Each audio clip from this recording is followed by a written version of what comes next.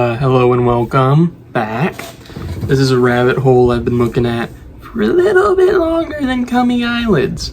This is called hybrid. Now, what is hybrid? I just want to get into the right thick of it. Now, in the 1990s, I'm saying this with a genuine conviction. I'm not saying this to be insulting. A very mentally ill, probably schizophrenic man going by the name of C++, so you can see on this chart here, C++ goes from the comic book groups on the internet to a place called rec.games/superheroes, and he starts babbling. This is the best way to put it. He's trying to make a recreational game, a tabletop game, much like D&D, Call of Cthulhu, Warhammer, such like. But how he goes about it is he randomly jots down rules with no rhyme or reason. They're all contradictory. The math makes no sense. And he just starts spouting these off. And when you read them, it's babble. It's babble. And so he starts spouting these down and people mock him. So eventually he goes to RPG.net.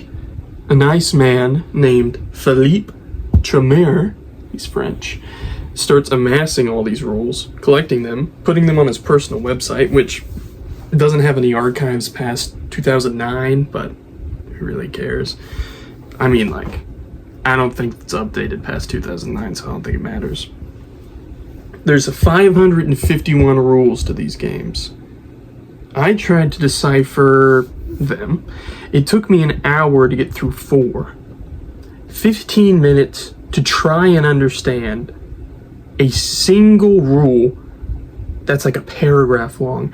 That's how nonsensical this game is. Hybrid is considered one of the bottom 3 tabletop playing games of all time, which is impressive because it is up there with a game called Holy Race War and another one called Fatal. Okay, if your game is worse than a game called Holy Race War, where you go around as Nazis in the post-apocalypse, you got a problem. And I'm not saying that this game is necessarily worse. I don't know. I can't understand it because it's worse as a game. I'm gonna read a passage from it later, but I cannot stress this enough. It is incomprehensible. In no shape or form was this ever approaching something that could be understood by the human mind. I have no clue how he kept up with it. He cross-references rules into the 300s. You mean to tell me this meth addict, I'm assuming, let's call him a Canadian man, living probably out of some sort of shelter, memorized 300 rules? And let me just tell you, he randomly throws in superhero names. He randomly throws in the fact that there's mutants and demigods and mutants that look like demons. And Rogue is there with a CD of plus minus to the exponent of 4 divided by 2. The math makes no sense. It's like what a caveman would imagine quantum mechanics like. You give a caveman an electron valence formula, and he tries to solve it. That's what it looks like. It's insane. So he got to version 0.21, which from his naming convention is the year minus 2000 divided by 10, or the second naming convention, which is based on the sun's default psyche, or the third naming convention, which is a combination of the two. But he got to version 0.21 from 2009 when all archives stopped, with 551 rules, and apparently I didn't read through them all because it's impossible. It's like the size of The Sound and the Fury, you know? Might as well read War and Peace. But apparently they contradict each other. Yeah, it would make sense. I'm gonna read a dramatic retelling of Rule 0, and then I am just going to give my thoughts. Just closing thoughts on this rabbit hole. This is rule number 0, which I want to remind you is a very, very, very small portion of what this text document holds, but the whole thing is written like this. You should really look it up. I mean, it's pretty easy to find. Rule number 0, first version number naming rule. Rules and or equations grow at rate of 1 per month, but version number equals year minus 2000 divided by 10. Version V for the web page version. So in 2002, the version number is at version 0.2 by 2002 minus 2000 divided by 10 equals 2 divided by 10 equals version V 0.2. So percent complete equals 100 times V, where percent at V 0.2 equals 20% complete currently for the web page version. Then in 1999, version equals negative 0.1. Then second version number naming rule based on the value of the sun, where V 0.3025 would place the sun at 55 C1 dp, or default Psyche. In the third version naming rule, combination of the first and second version naming rule, whereby the first digit 3 in 0.3, such as in digit 3 in 0.33 for the year 2033, and the last digit or fourth digit, such as in 0.339, the month of the year, such as in start of autumn of 2033. But version 0.34 should be done in 2034.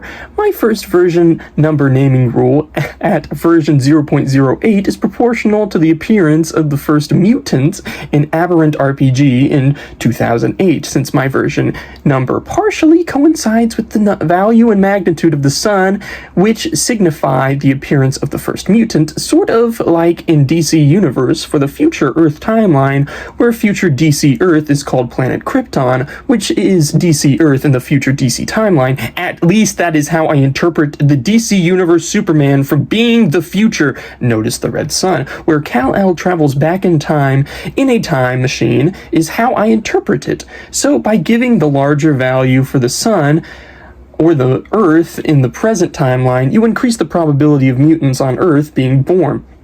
So you might ask, the answer is conservation of mass and energy, which could be increase in negative energy, which is also used in time travel, resulting if you are to artificially increase the value of the sun or the earth, or that of any large heavy object near earth, where this negative energy would be transferred to some organic body in manner similar to that of creating the MU cosmic cube, or in similar manner that used by DC Jor-El to created the Eradicator, later reborn as Kal-El. In the first cartoon series of Superman in the 21st century, Superman uses this negative energy to create Brainiac in Superman's attempt to take over the Earth, but in different way from Martian Man of DC Mars, if he's from Mars, though he could just be a mutant from DC Earth pretending to be from Mars. All members of Justice League are supervillains, including Aquaman, except that they are better PR than the Legion of Doom. They are all supervillains trying to take over DC Earth, including the current Clark Kent of the TV series Smallville, where he pretends to be a good guy, but he's constantly scheming evil plots. Even Wonder Woman is evil as well as a liar. By that I don't mean her sexy outfit. I've been preaching, if you want to call it that. Hold on, I lost my place. These so-called superheroes or supervillains in disguise plots in DC and MU comics and cartoons of DC and MU in 1996 after years of research consisting of running various alternate scenarios, all of them leading up to the same conclusion that they are supervillains. Humans are so gullible that they believe any authority figure. Just look at Gulf War I and II. Both times USA lied to its public. First, it was Kuwait was stealing Iraqi oil, which was never told to the US public. Even now it's hidden unless you do research, but not that difficult to find if you go to Deja News.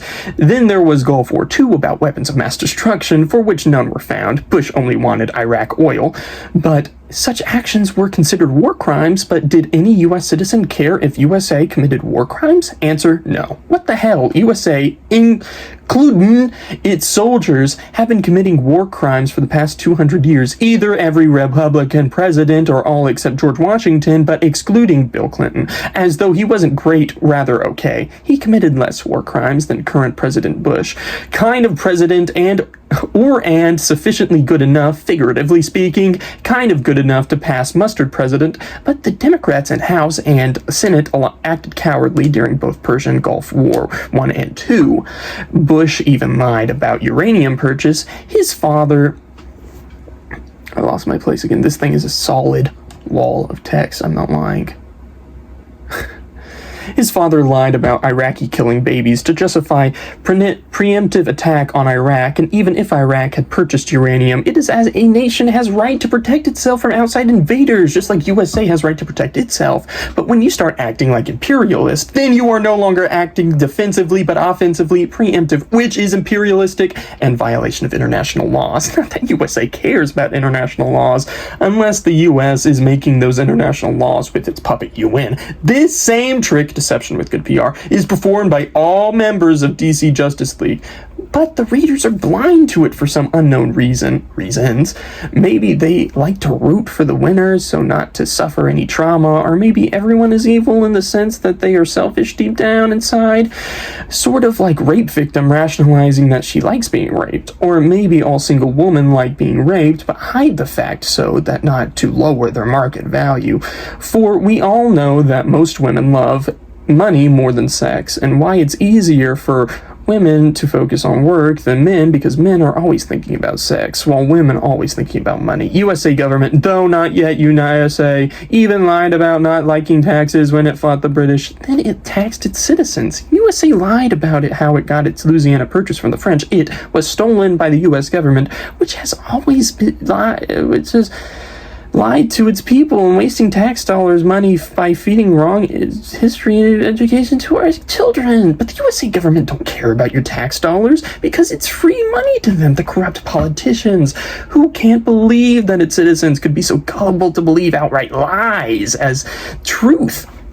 But unfortunately, most U.S. citizens are gullible, and now Americans are brainwashed into thinking and believing that a man raping his wife and or girlfriend is raping her, which not true, as there is no difference between a wife and a girlfriend except for a piece of paper saying otherwise. So there is no rape if a man rapes his girlfriend, since before feminism, men were allowed to rape his wife. Since most women are frigid and have mood swings, as long as she is girlfriend during time that he rapes his woman, it is the same as she is wife, since a marriage license, which is consent by a woman to allow her husband to rape her, which feminism doesn't recognize anymore. Then there is no difference between girlfriend and a wife, and then marriage does not exist any longer. And if marriage does not exist, then what is the point is now excuse to collect alimony and child support. Latter is also alimony or payment for sex, which is prostitution, which is illegal in USA, and most men are not looking to marry a prostitute when he/they get married. So, you see, America will believe any lies told by its government, so that the American public is gullible and will believe anything that any authority figure will tell them is what the DC and MU comics have been trying to tell its readers for the past half century, but this hidden message does not get across to its readers for some unknown reasons, but lack of concern or lack of moral IQ or desire not to appear not part of the group or pass the buck on to some other person for the blame for anything that goes on, or not to take any responsibility, which would make men feminists, since feminists don't take responsibility for their actions, which is an oxymoron since most men are not feminist, or are they feminist, or how else can you explain the odd behavior on part of men, which would imply that men and women are very much similar to each other, both capable of love and destruction, each in their own way. But the corrupt USA government has grown too big for anyone to criticize to fight. Did you get all that? You get all that? My closing thoughts on the rabbit hole is this. It's not really a rabbit hole. Okay? Like, you can explore it deeply, but a rabbit hole has to be somewhat understandable. it can't be a Lovecraftian Tower of Babel. This is what that is.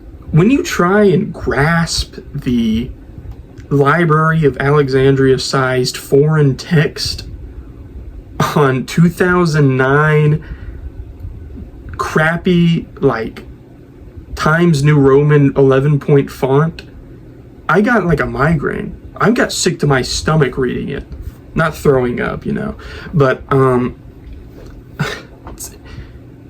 C++ Matthew, I hope one day you manage to make your weird Gulf War superhero fanfiction tabletop role-playing game come to fruition.